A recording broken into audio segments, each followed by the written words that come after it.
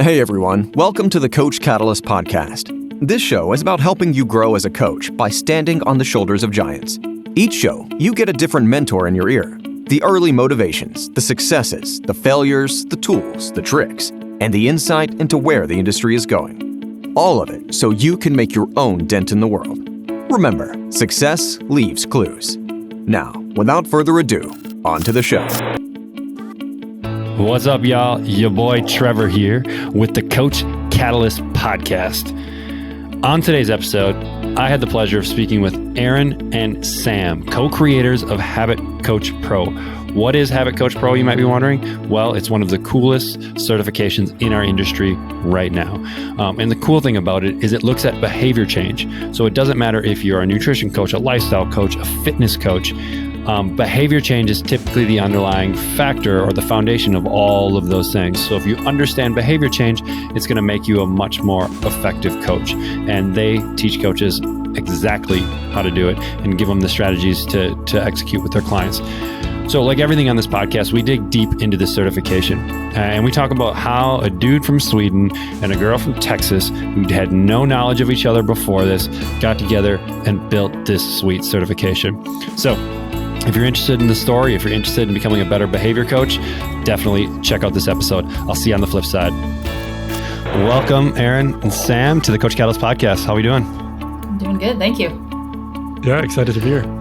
So this is an international edition, which I'm kind of excited about. We've got Sam, who's coming to us from Sweden, the darkness of Sweden right now, and Aaron's coming to us from Texas, and I'm in Minnesota. So like the cool thing about technology, right? We can all jump on at the same time and have a little conversation today. So the reason I'm having Sam and Aaron on at the same time is they have a business together. And the business is called Habit Coach Pro, and they're basically helping people understand habits and implement habits into their coaching practice. And so, like everyone on the show, we like to go back to the beginning. I've seen Habit Coach Pro on where it's at now, right? We've helped send some of our users over to them because, Coach Catalyst is a lot about habits. And so the more people can learn about behavior change and habits, the more successful they're going to be as a coach, right? And so, Sam, you're in Sweden. Aaron, you're in Texas. How the heck did you guys ever start this thing? I guess I can take the reign on that. Do you want to take I would say in 2019, I'd been in the coaching field for 11 years at that point. And I'd done a lot of continuing education in fitness, nutrition, sleep and recovery, motivation and mindset. And started to just dabble in even though I can educate people on all these different things on how to live a healthy life.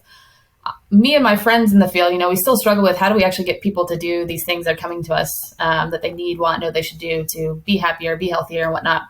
And so I had started just on LinkedIn, considered going back for another master's or PhD in behavioral science, because that was the kind of field that I discovered was kind of addressing these scenarios in other areas, and it wasn't really being addressed in the health and fitness coaching space. So I started reaching out to students, practitioners in the field, professors, and ended up reaching out to Sam on LinkedIn and just sent him a little private message and was like, hey, I've been in coaching for a long time. No one really actually teaches us how to change behavior from a scientific perspective, other than beyond maybe trans theoretical model of change and stages of change. I've read a few of these books and I've, some articles and stuff. I'm curious, have you seen it used in health and fitness coaching?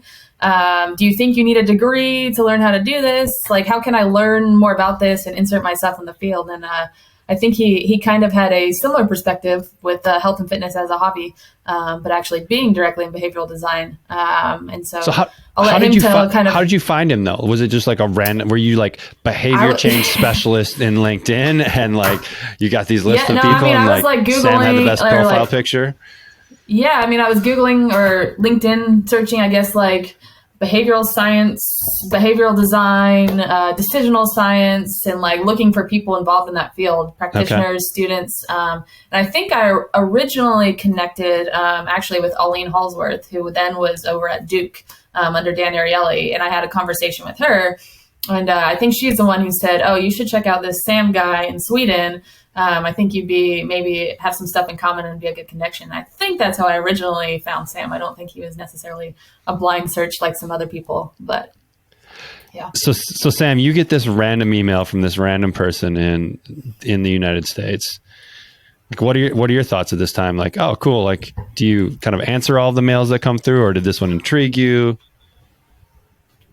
Yeah, I would definitely say that this intrigued me. I am notoriously bad at answering messages on LinkedIn specifically. So I think certainly this made for an interesting kind of, message. And, a little bit of background, I come from the behavioral science side of things.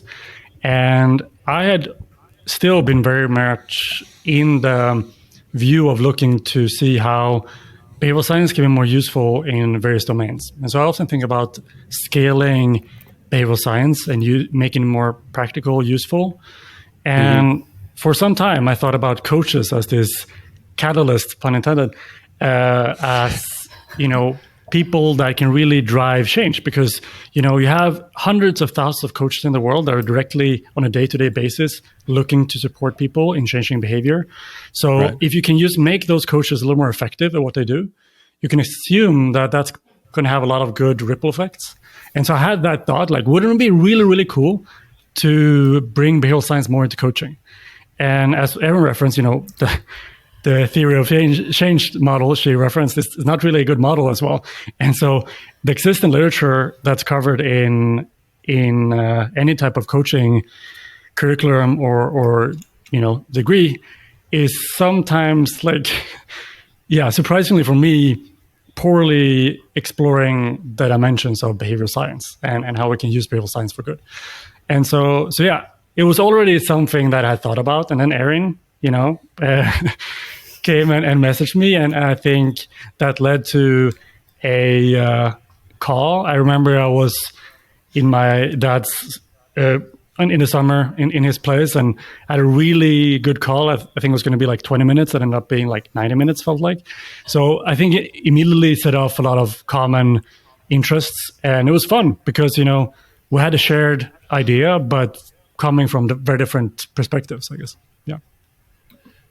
So, at that point, was it very much like, hey, Erin, I'm just trying to learn a little bit more about this field and what I should do. I'm kind of thinking about doing this or doing that. Was it just exploratory, or was there, were you already starting to think about, hey, I want to create something? I think at that point, it was more definitely just like exploratory. I think we probably had like four, I have notes in my notebook. Probably should have gone and looked back, but like 4 to 6 weeks of like calls where we'd schedule like an hour to talk, and it would end up being like 2 to 3 hours of just talking on like how these fields can be merged and like where the gap lies in health and fitness, and also like more about like us personally and how our work, is a big part of our lives, and how we want to do like positive change and good, and what we see like the business being for both sides of the industry, behavioral science and coaching. And then also like, what we want business to be like for us, as it's a big part of our lives as well. So it's definitely exploratory for the first, 2 months or so. And then we're like, started, what was it? What was the program we used to just start like jotting notes? It doesn't really matter, but we just started jotting notes back and forth about our thoughts and how we might like build something and what this might turn into. Yeah. And so, Erin, you were really coming at it from a coaching perspective. Like, you're already working with people, you're already in that space. And then Sam, you're more even from like a kind of the intellectual side, the educational side, where that's where you're deep. And Sam, were you doing much coaching at the time too, or was it more kind of the academic aspect of it? Yeah. So I had a brief stint of exploring coaching just as a fun medium to kind of try out behavioral science in practice, but that was a very brief thing way back. And so I wouldn't by any means consider myself like an expert in coaching. Like, that's why it's awesome to have met Erin. Yeah. Right. So, so you're both kind of solving the same problem, but from different fields in a way, but very similar fields because it all kind of overlaps. And so, all right, so you guys are like, all right, cool. Like, this is interesting. There's a problem there. I think there's a way to solve it. And was it like just explicit, like, hey, let's create a certification? Or was it just kind of like, maybe it's a product, maybe it's this, maybe it's that, and it kind of eventually evolved there? So Aaron, walk me through a little bit about like that process of like ideation to actual creation. Yeah, well, I'll give it credit to Sam. I think he had already built or was in the process of building a couple courses at that time. Okay. So I think it was probably early, within that first 2 months or so of calls that we thought a good way to solve this would be to provide some type of educational program to coaches. So I think, he has a couple other courses out in behavioral science field that definitely lend its hand. Also very creative, and which is also his strength and not mine. So that's very, very helpful to head that direction. But one of the other things that I was thinking about is because I wasn't able to learn this stuff and what was already out there in the various fitness, continuing educational opportunities or nutrition or health and whatnot. The other thing I was thinking about, and that behavioral science directly lends its hand to, is that a lot of these, not all of them, but many of the continuing education opportunities we have in the coaching space, and I think even sometimes behavioral science, like presenters don't do a good job of this, is that the learning experience itself is not quote unquote behavioral science friendly. It's not easiest. It's not easy. It's not obvious. It's not fun. We get like boring PDFs that sometimes aren't fully edited and you're left on your own to do it. Takes you months on end. You pay lots of money and you maybe get one golden nugget, which is great.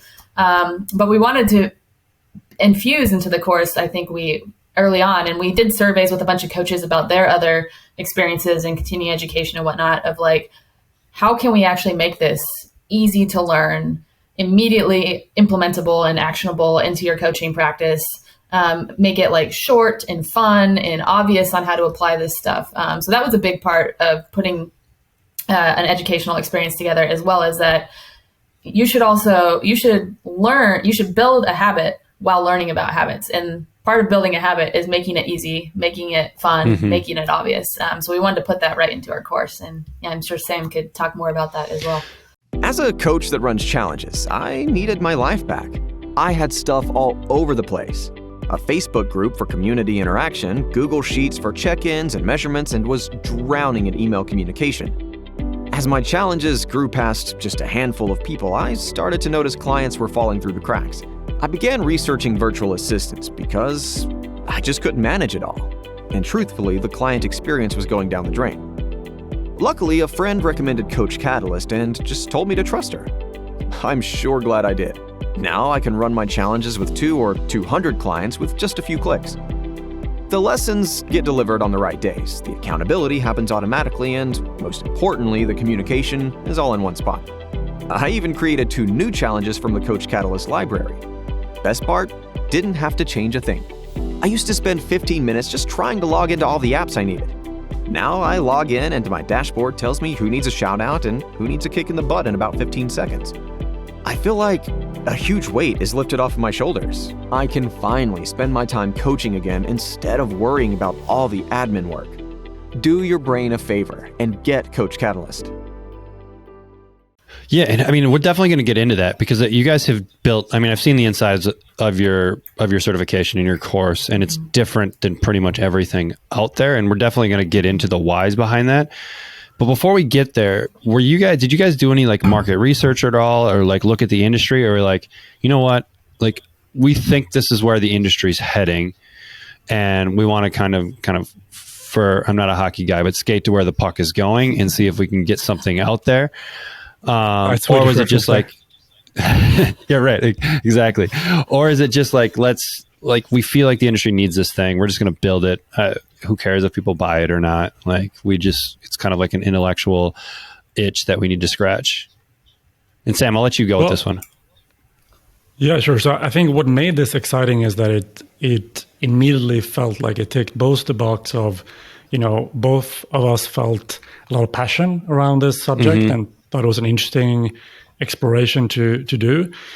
But as more data points we collected, the more that validated, the more, call it, logical reason for doing this as well.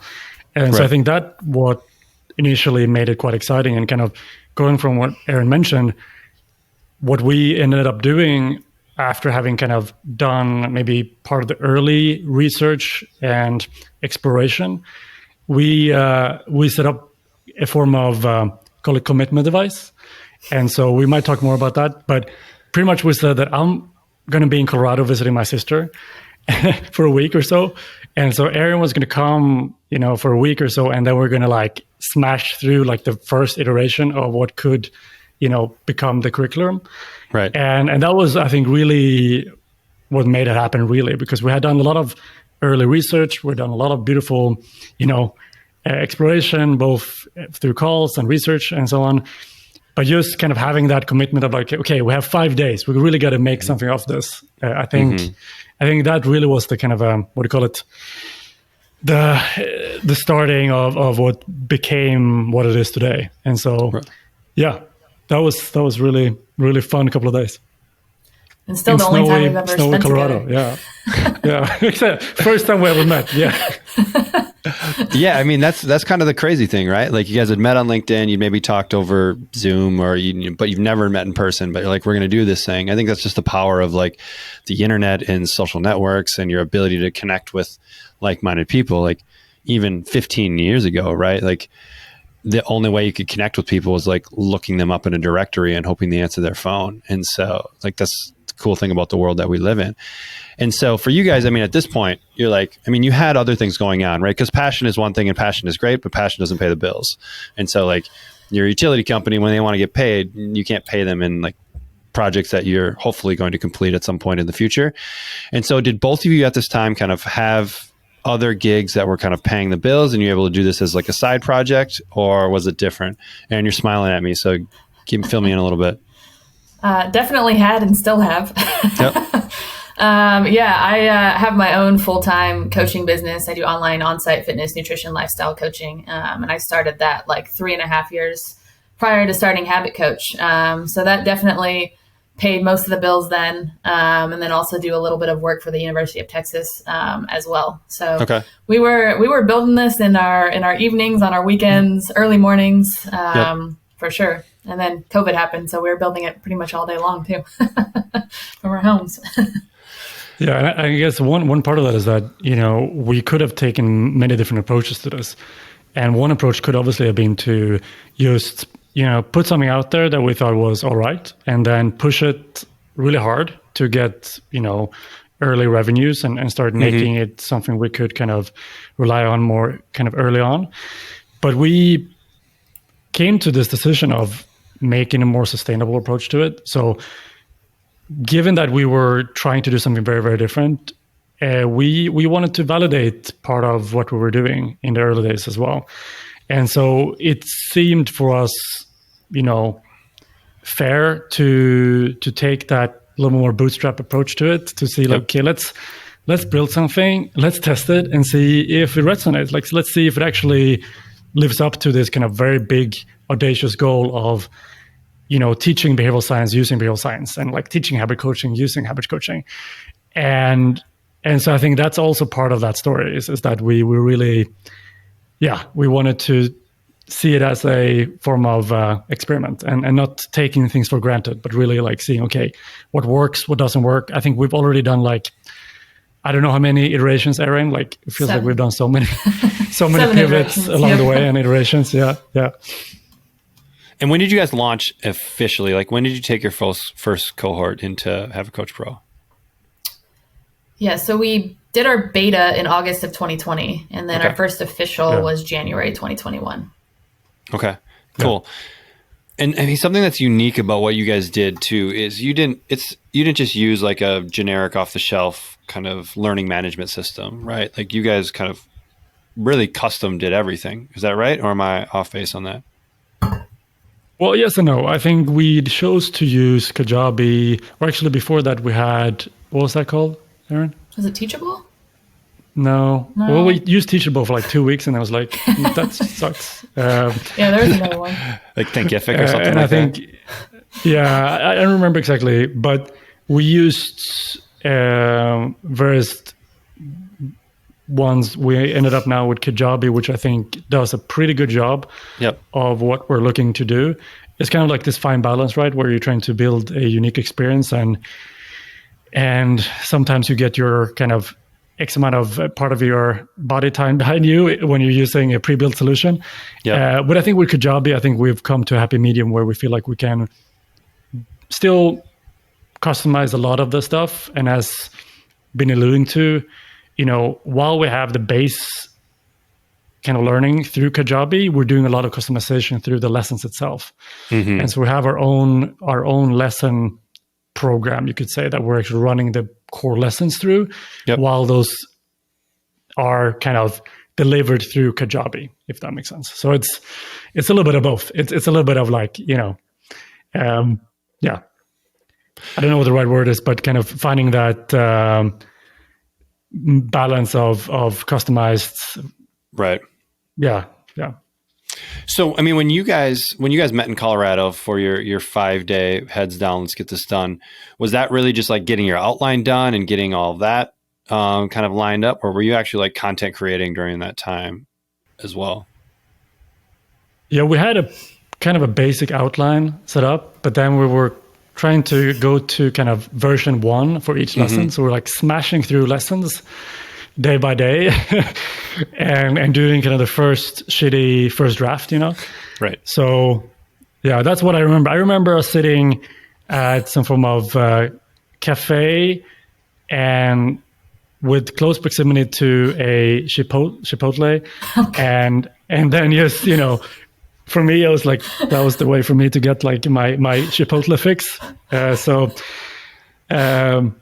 what I remember. You're sitting there, smashing through a lot of the early drafts of the lessons, intermittently going for Chipotle, and then coming back. Same with coffee. Yeah. I do have to make fun of Sam for the Chipotle, because like I flew into Denver thinking like with a list of like, all right, 10 places I have to try that are on like best of Yelp. And he's like, can we go to Chipotle for dinner the first night? And I'm like, are you serious? And he was serious. We went to Chipotle. Sam, I don't think they have Chipotle yet in Sweden, do they? They don't, yeah. So that's why I was like, in 2 weeks in the US, I'm like, I'm gonna get my fix. I love it. I love Chipotle too. So like, I can't hate on you at all for that. So one thing that's unique about what you guys have done with your lesson creation too is it's kind of like animations and it's that stuff, right? So you could have probably easily just filmed either of you talking through different scenarios, but that's not necessarily how you set it up. So tell me a little bit on why you decided to go that route. Was it mainly because it's probably more expensive, because you have to have animations and you have people build it and all that kind of stuff, and it probably takes longer because someone else has to do it versus just pressing record, right? So why did you choose the kind of animation route? I can start with that. I think one of the biggest things is I had just thought about all of the other courses I've done. And many of them do have videos. Most of them have some type of text or whatnot. Right. And a lot of times, honestly, some videos are entertaining, but I would say, honestly, for most certification courses, they're not very entertaining. It's just somebody standing there talking to you, and maybe I could have read that or listened to it, but it doesn't really add a whole lot. Unless it's, of course, like, some type of fitness certification, you have to watch someone demo a movement, then that's helpful. But like we were trying to find a way, because one of the biggest tenets of behavioral science is make it easy, make it fun. Mm-hmm. So how do we make this more fun and easier to do? And also just an enjoyable way to figure out, like, how do I apply this right now? I don't want someone to wait till the end of the certification and then dive through it and figure out like, oh, right, I'm going to use this bit and this bit. I want at the end of every lesson to someone have a pleasant, enjoyable experience and be excited to be like, this is how I'm going to take action right now with myself or my client or coworkers or family or friends. So that was one of the big reasons. And again, Sam had already had a little bit of experience in courses, both, building them himself and also going through very good course experiences, and had gone through, I think, one similar to that. So we did have a little bit of inspiration, but it kind of also stemmed from the fact that like, we just really want to make this a super fun, enjoyable experience that people can immediately apply. Yeah, and I guess speaking to that as well and giving more details, what we're really looking to do is, thinking about it, as Aaron mentioned before, that you're going through the certification, and hopefully throughout, you're actually building a habit of learning about habit coaching. And we're doing that by knowing that, most people really struggle with audacious goal. Like we're kind of, if you're a coach, you're preaching this all the time to your clients, probably like, hey, shrink your goals a bit, make them a little bit smaller and more achievable. But if you're a coach, if you're wanting to learn about becoming better, same things apply to you, right? Like we can think that, okay, great, a 1 hour lecture doesn't seem too bad. But in reality, if you're going to, in our world, provide people with a daily lesson, that's going to be kind of a way that I can definitely do. That's going to be fun to do. 1 hour is way too big for kind of the lesson for that. Mm-hmm. And so we wanted to shrink it so that it's something you can do even on a busy day and make it so that it's kind of a very actionable thing. It's a fun thing. It's an easy thing, going back to what Aaron said. And so we have these bite-sized lessons. We call them habits. And we try to like sprinkle that in from day one. So every day from day one, you get one of those every weekday. And the funny thing with that is that we have people literally saying, they come to the end of the certification and then the week after, and they're like, where's my daily habit? Like, where's my lesson? Where's my, I'm sitting in front of my computer now ready to go, but like, why am I, missing something here? So we're really good at, I think, actually living up to that promise. And I think it comes back to, again, trying to practice what we preach. And so with these daily bite-sized lessons, they should not only be, again, bite-sized, but also, again, going back to what Aaron said, fun to do and actionable. So it's not just you looking at something for 50 minutes, but it's you kind of interacting with something for 50 minutes. So, yeah. So it's less about theory and more about like, here's the science behind it, and here's how you can apply it directly to your clients today. Yeah, and even when you're learning about theory, kind of doing that in a way where you're actively, in some ways, interacting with the theory. So it's not just you looking at someone talking about theory, but it's you kind of actively finding ways to explore it. And so I think that's what's useful. Yeah. So you guys have been doing this for a few years now, right? We're coming to the end of 2022. So it's a couple of years of, having different cohorts go through it. What has been the biggest struggle or frustration that you've had since the beginning? And, we'll kind of go with each of you because you may have different frustrations and struggles. But yeah, what's been the biggest one? Either of you have one right off the bat? I mean, just balancing, being that we both have our own businesses, just balancing the workload of creating something and having to, do so many different tasks for this one business on top of what we already do outside of it, is definitely a struggle, like balancing your time. Luckily, we both understand behavioral science pretty well, that we can actually use those skills to help us balance that. But other than that, I would say our biggest, struggle, being that we have bootstrapped this and we're growing it ourselves, is just trying to grow the business, like get more people in, hire more people to help us, have the money to do that. It's definitely like this happy medium. You need money to spend money, and we want to grow, but we don't want to grow too fast because we want to continue to provide an outstanding experience. So I would say those are kind of two of my struggles that I feel. So Aaron, staying on that for a second, how do you manage to do the time thing, right? Because there's probably a lot of coaches that are listening to this where they may have a couple different things that are going on, or there may be a coach that's like, hey, I want to get into coaching and I'm kind of doing it as a side gig now. Eventually maybe want to make it my main thing. So how do you go about making sure that the things get done every day? Are you like a calendar savant, or like what do you want to see my calendar? Oh, she's a savant, all right. Calendar is, yeah.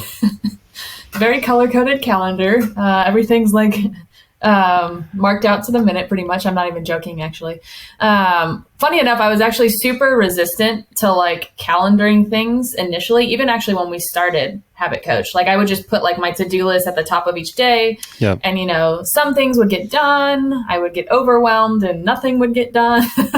But for some reason, at some point, I think it was probably mid 2020 or late 2020, we're all stuck in COVID.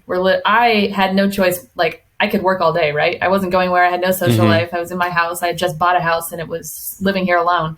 So I literally could work from 7 a.m. to 10 p.m. And I did. And I was burnt out, so burnt out. I'd taken Precision Nutrition's level 2 certification years ago. And there was one thing in there where they encouraged us to keep a time diary as an experiment for ourselves. And when I did that years ago, I was so resistant. I was like, this is a waste of time. Why would I look at like what I'm doing every 5 to 10 minutes of my day? fast forward to like 2020, and learning more and more about behavioral science. There's a researcher at Stanford, Nir Eyal, and he talks about being indistractable. And his big thing is like time blocking. And I had started listening to his podcast more and more. And I was like, you know what, I'm going to try this. Like we block and manage other, areas of our life, whether that's like nutrition or finances or whatnot. And, I tried it. It was like, I'm just going to experiment for 1 month. I'm going to try to block, instead of having a to-do list at the top, I'm going to try to like calendar in, every 30 minutes or every hour, what I should do. And then I actually go back and I adjust it to what I like actually do. Like if it ended up being like 45 minutes instead of 60, that way I know in the future that when I'm doing this type of task, I get better and better and more efficient at like blocking out how much time I actually need for, especially repetitive tasks and whatnot.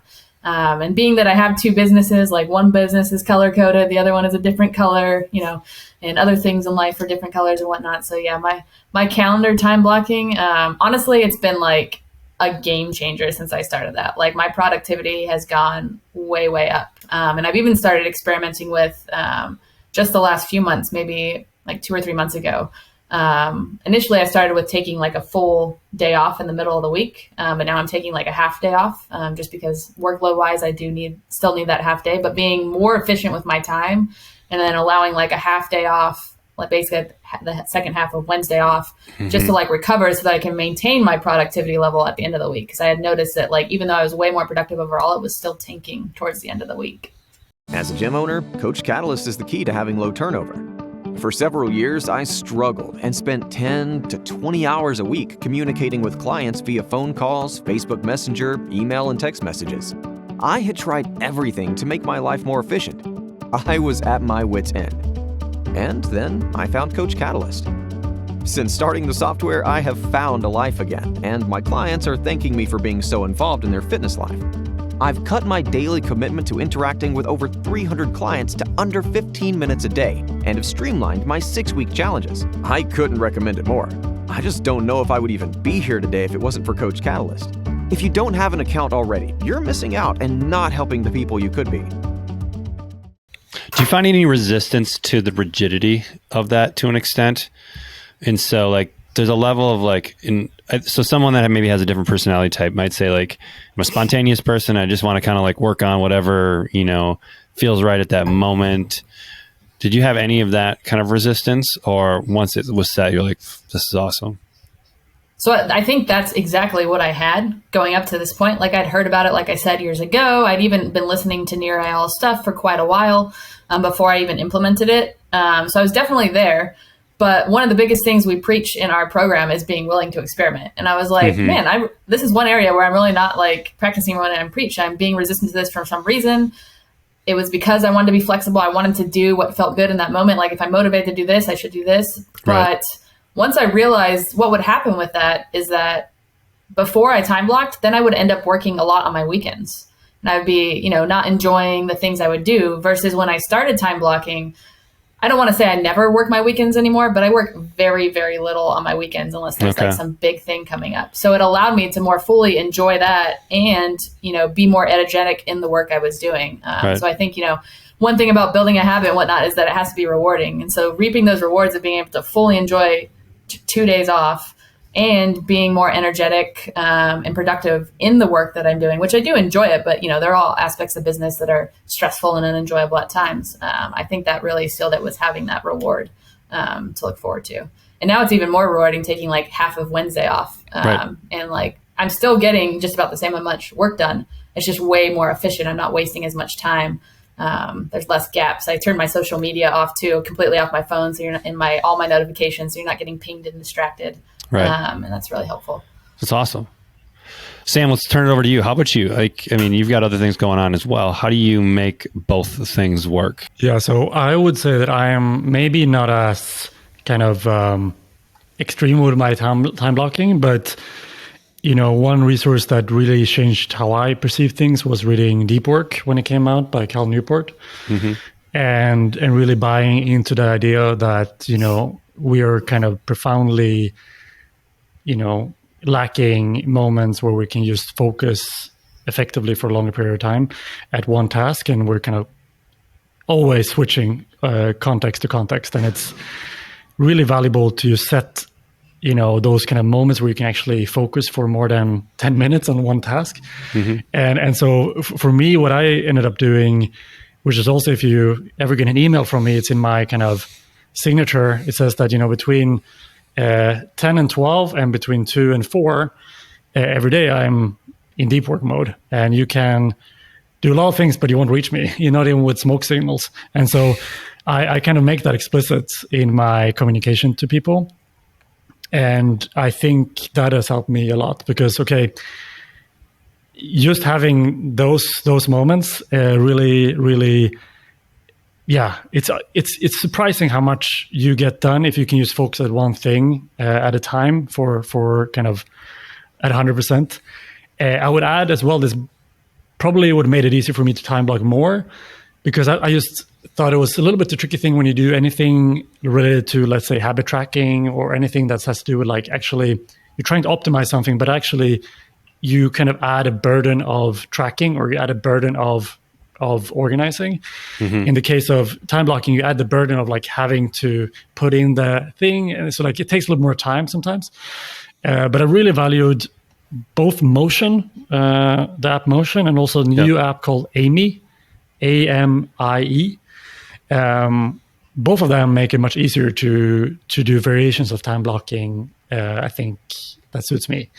And so yeah, I'm probably Are you planning? So let's say you have 2 time blocks tomorrow, right? Are you planning out what's going to happen in those time blocks today?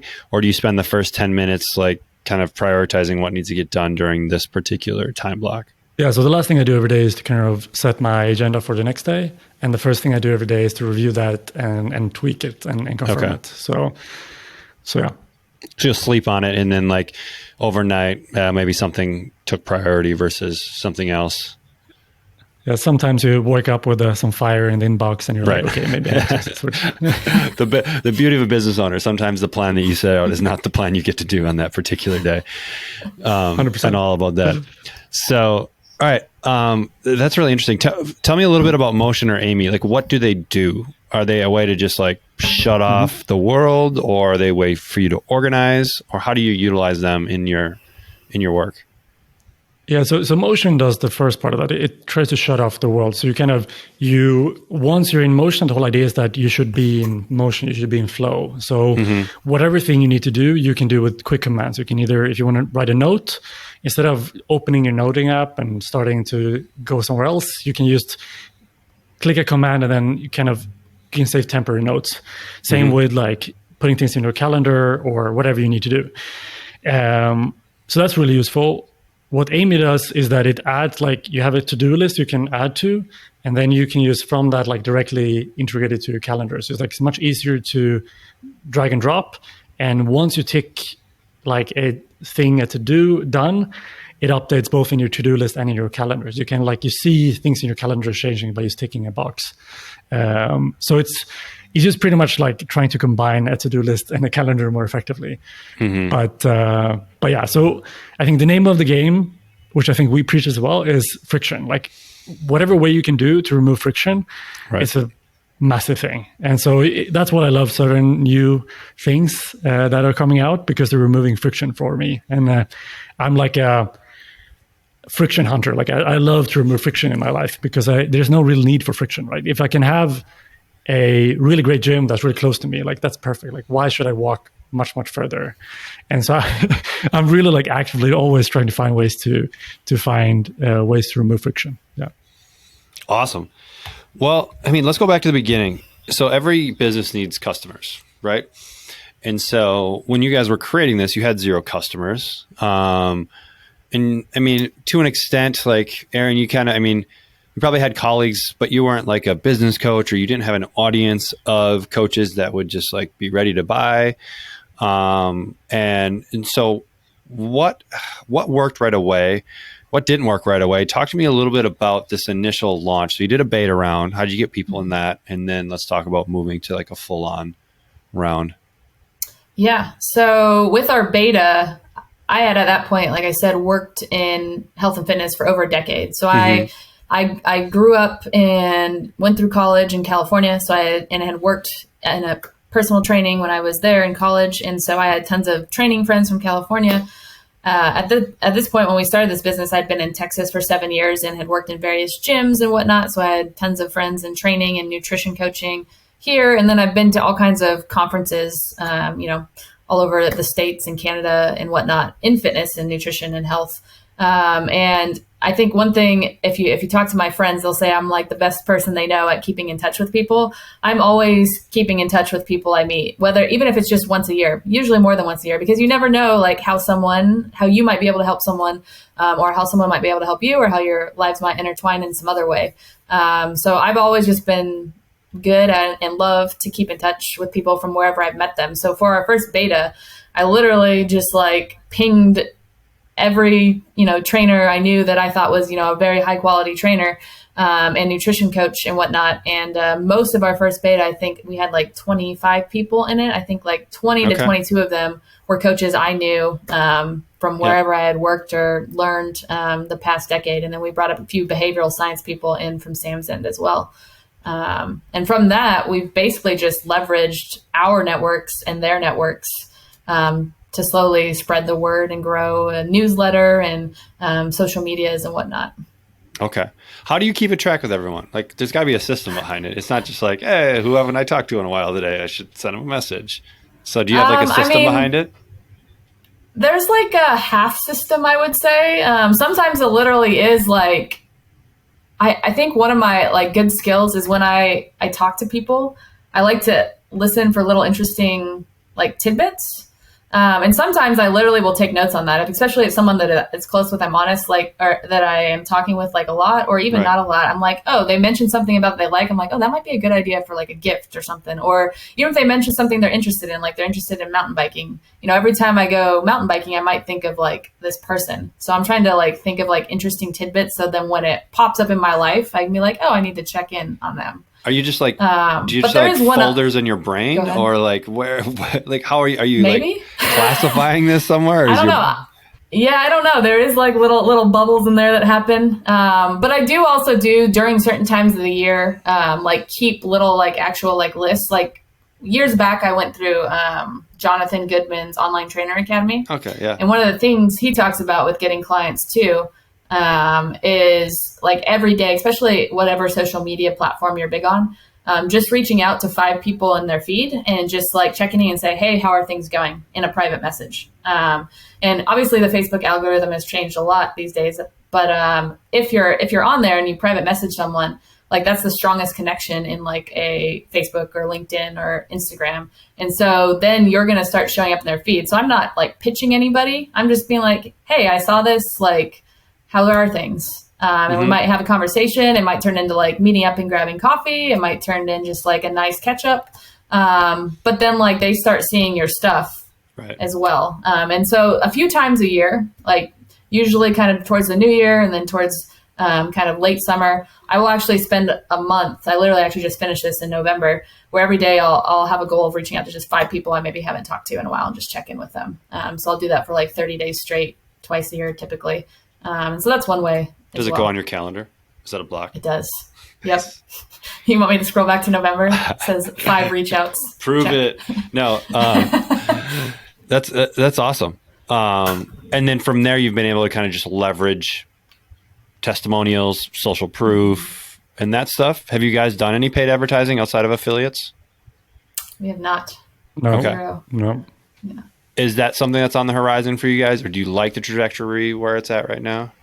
Yeah, like I have always been a believer of more organic growth in the sense of, as Aaron mentioned, like I have from my behavioral design life, that side of my life, I've built this community called Habit Weekly. Okay. And I never, ever tried to grow that beyond just making it a really great, in this case, newsletter. And then in a couple of years, it grew like to tens of thousands of people just because people liked it, people shared it. And it's now become like the biggest behavioral design community. And so, I don't know, like it's probably smart at some point to leverage that in the right way. And we're probably looking at maybe in 2023 doing that strategically. But I don't know. I think the main thing is, going back to what I mentioned before, in that wanting to not rely too much on these also systems where, let's say, we've seen a lot of changes in the algorithms, let's say on Facebook or Instagram and so on. And let's say you have your whole marketing and conversion funnel based on like Facebook or Instagram, which is the same company. What if something changes? Like, what if Apple changes how they can set up ads? What if things are set up differently? You see a lot of companies use Tank because of that. You see like many companies in the last 2 years that it's like reduced the revenues by 50% just because of a random change in Apple's terms and conditions. And so, I think that's partly why as well, is to have a little more of both organic but also diverse reach, so that we're reaching people both, through our newsletter, through our various types of social media outreach, through our testimonials, through our affiliates, through general just word by mouth. So keeping it multifaceted, I think, is also a general approach we have. And I mean, you guys' approach to this too. I mean, this isn't just open all the time and people can just jump in and they do the certification on their own, right? It's more of a cohort model, whereas, hey, we're starting this, everyone's going through it together, and there's that group aspect to it. And so you don't need, hundreds of thousands of people, right? Like, you can only really probably, and because you guys really care about the actual experience, right? You're not trying to throw 10,000 people into this thing, because unless you have a staff of hundreds, like you can't sufficiently serve those amount of people, right? And so, like, your cohort size right now is how big? Like, how many people do you bring in? I think we've averaged 20 to 28, I think was our high. Right. Mm-hmm. And then how many times do you open your cohorts a year? These past few years, we've done three. Okay.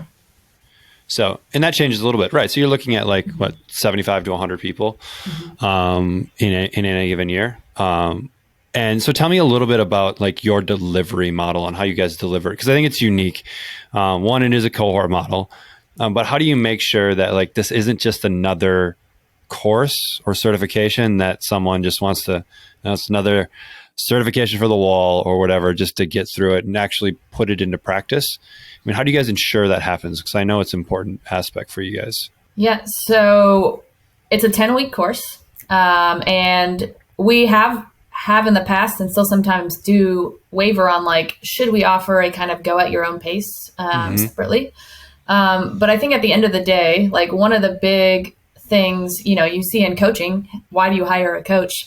But also in behavioral science, one of the biggest things, we talk about like finding accountability buddies, is having that extra accountability improves the likelihood that you're going to acquire this habit. So the learning habit, learning the material. It also makes the experience more enjoyable, and it also makes it more valuable because you have people your peers to play off of in our community. But you also have us coaches who maybe are a couple steps ahead of you to play off of and figure out like how to apply this stuff appropriately. So the first couple times we ran it, Sam and I were helping everybody along the program, but we've since hired some superstars that have gone through our program and done just super awesome in the program and applying it to their businesses and practices. So they now help lead usually around 10 to 12 coaches through the program. So the first 3 weeks are all about learning the science behind what makes a behavior happen, how do behaviors turn into habits. And we're there to make sure you're staying on track, basically. Like, if you fall a few days behind, we might send you a little email, be like, hey, we noticed you're a couple days off. Like, how can we help you get back on track? But then when we get into weeks 4 and beyond, the course gets way more applied, and we have you doing case studies and self-coaching and mock coaching. And so then you're basically paired with one of our coaches to figure out, how do I really apply this on a human now? And then they're giving you feedback every week on the assignments. You have to do video feedback and written feedback. So we are basically there. We're not here to like hold your hand the entire time. If something comes up, life happens, like with any of our clients, you of course can go at your own pace. But we're there to provide that feedback and that conversation and make sure you stay on track when life does get hard. And one of the really fun parts about this course that we've kind of weaved in there sort of secretly is that you come to this course figuring out like, how do I help my clients better and do the things they want to do? But at the end of the day, we're all humans.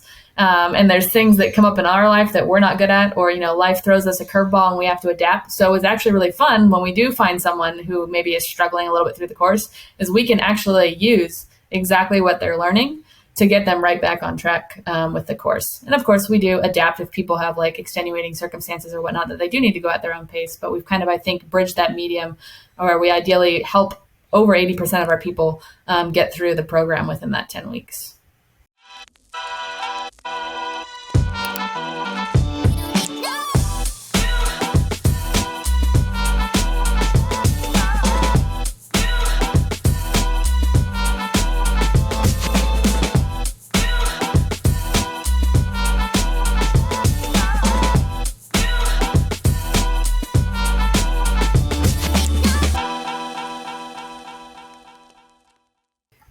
So you guys so you said it's an 80% completion rate? I think it's 82, yeah. Right on. That's awesome. And what's the you guys probably know the data. What's the stats on just like any course out there? It's pretty depressing. It depends where you look. Obviously, like at the worst end, you will look at probably like Coursera courses, where it can range around like 2 to 5%. Right. Then you have some of the more, I think, well-run courses.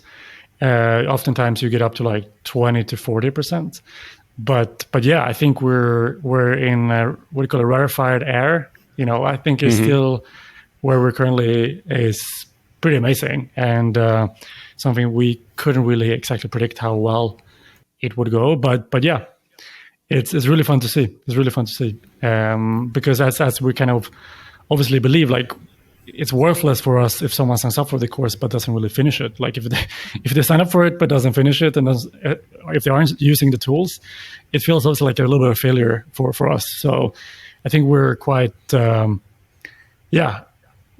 quite intent on making sure that these things actually lead to some meaningful impact in the world, because that's why we have started this in the first place, that we're still going strong now, is because it's less just about, okay, great, someone has a great course experience, but what does that actually matter in the end if they don't use it? What if like, I guess that's why I actually, in general love working with Erin, because it comes back to, how do we help people build better habits in the real world? And if you don't have like the first part of that being that they finish the course, you're failing.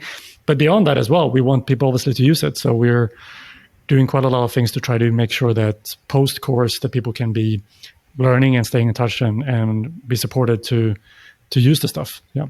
So the course, it's complete. There's obviously iterations and little tweaks and things that you're continuing to do on it. Do you guys see this potentially leading into maybe like a level 2 that goes a little bit higher? Have you thought about other courses? Like, what's the future of Habit Coach Pro? Because talking to you guys and knowing you guys, like, just one thing probably isn't like, there's other ways that you can help, right? Yeah, for sure. We do have one other course in the works right now that will hopefully come out sometime in 2023. It won't be a level 2, but it'll be something that coaches definitely struggle with themselves, and that their clients also struggle with. So we're pretty excited to hopefully launch that sometime soon. It'll be kind of more of a shorter version. Sam, should we actually announce what it's going to be on? No, we shouldn't announce it. But we can say that. I think that's enough that we can say. Yeah. But yeah, I think in general, going back to this, what we talked about, I think we're now in an exciting place where we can feel like we can also start scaling more and thinking about how to further leverage the insights we have in terms of both, from doing this in this format, how we can build on that in either a level 2 at some point, or kind of maybe creating some simpler self-paced versions and so on. So yeah, there are things in the horizon, but I don't know how much we can say right now. That's all right. We'll have you back on once it goes live. But so, you guys are at an interesting time, right, in the industry, especially from a fitness and coaching standpoint, because like what we're seeing is this transition in the industry, right? It's no longer just about the exercise piece and kind of where it started, right?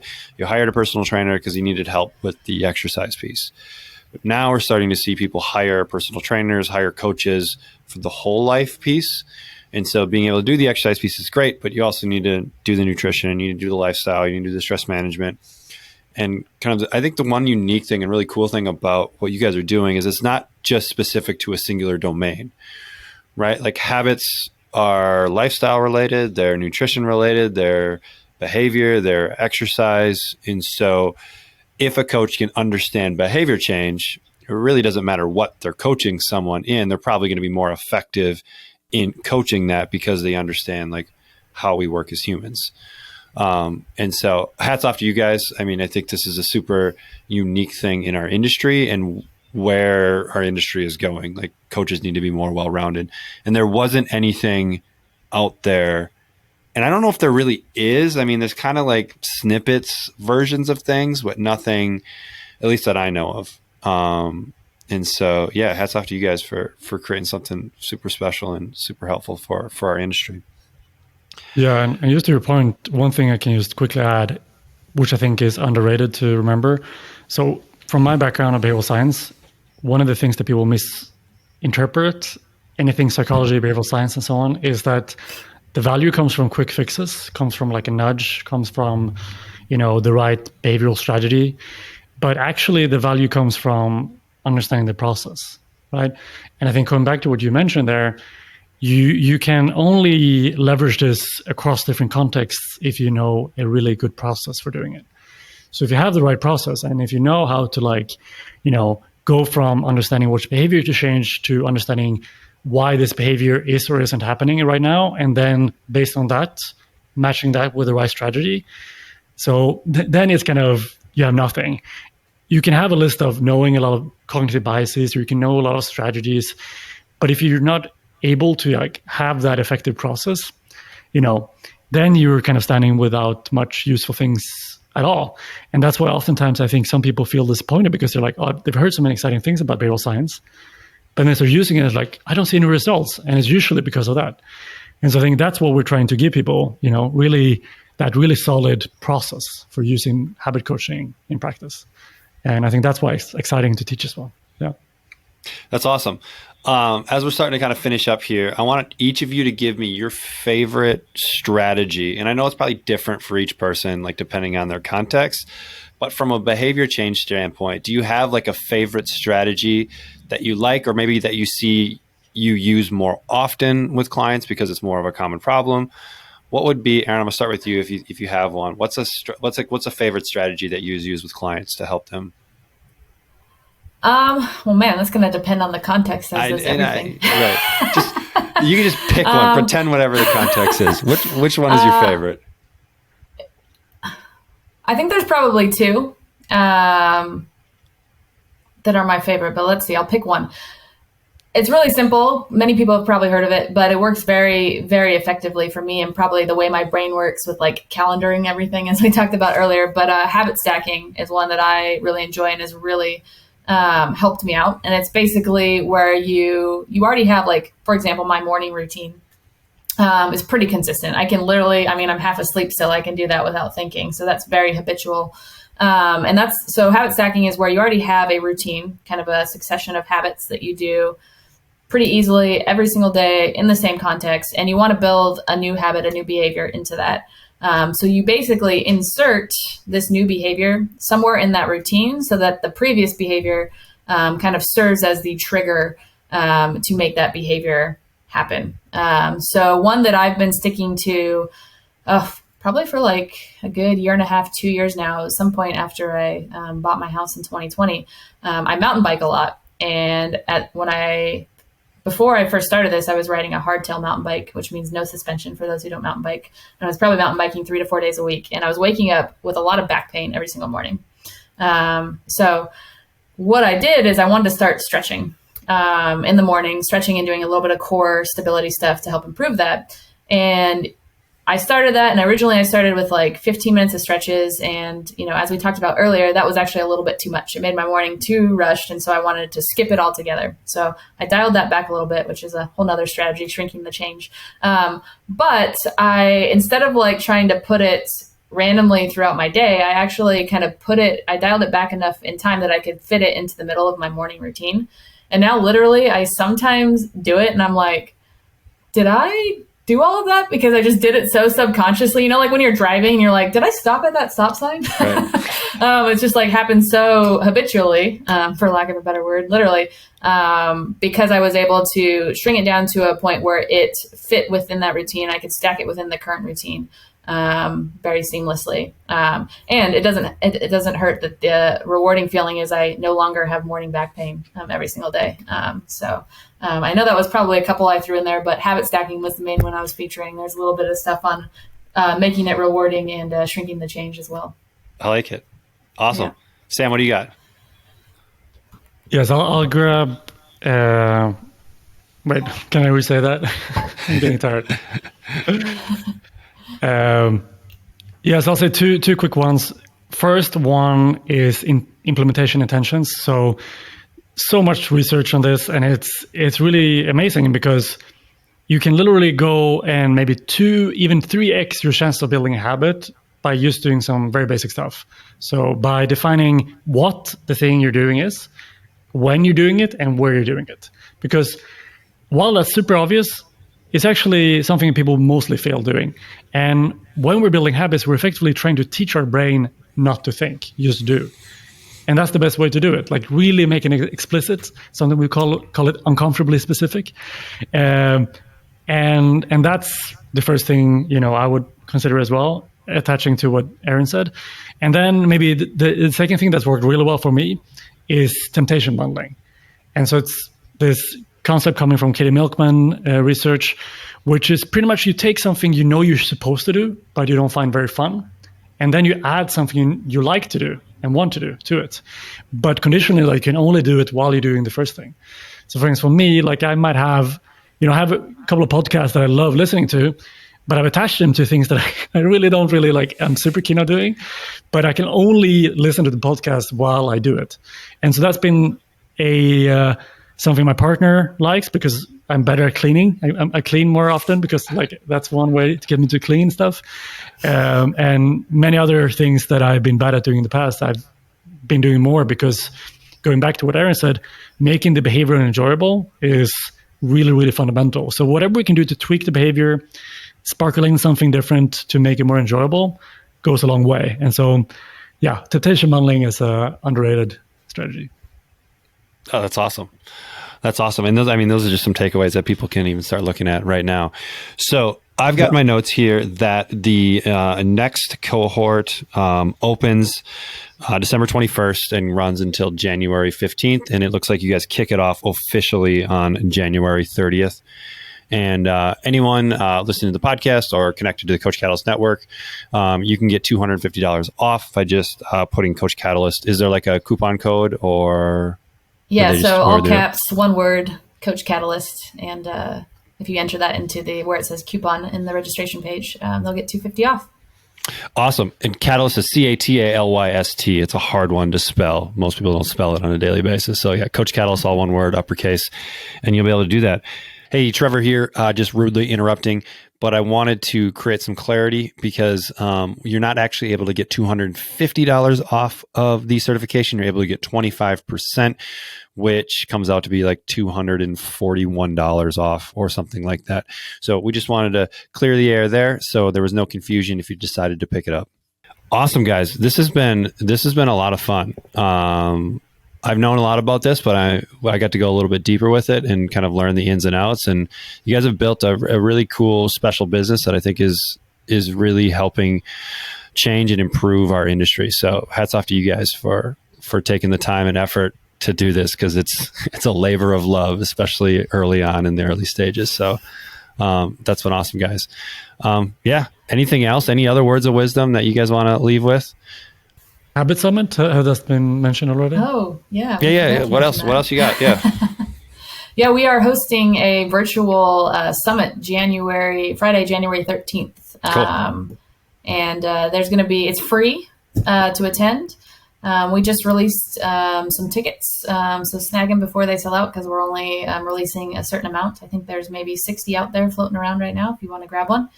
And yeah, there's going to be some really awesome speakers that are big names in the behavioral science field to come speak. That'll be about half of them.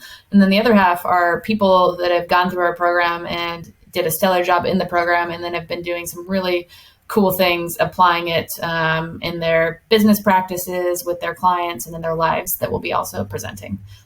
So yeah, check out our website. You can find the link to register for that. Yeah, it's January 13th. Is it 1 day summit, 2 day summit? What's 1 day? Yeah. 1 day. Cool. And then how about all the socials? Where can people find more about Habit Coach Pro? I think it's easy to just go to the website habitcoachpro.com or habitcoach.pro. Either of those two work.